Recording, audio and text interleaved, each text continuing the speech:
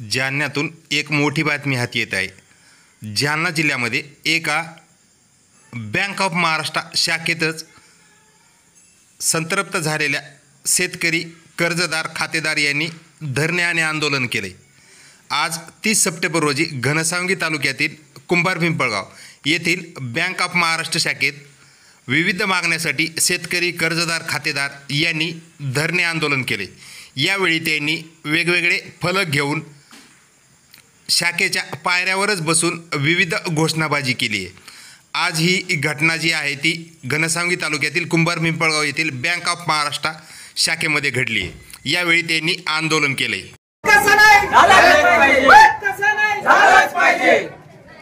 कस्टमरची गैरसोय व्हायलाच नाही पाहिजे। याच्या टेबल एकीकडे मला दोन फॅन चालू, लाईट गेली, 500 लाईटचे बल्ब चालू आहे, लाईट गेली आणि फॅनचे सडे चालू, सर्व डाऊन आहे। काम त्यांनी जोराने काम करायचे।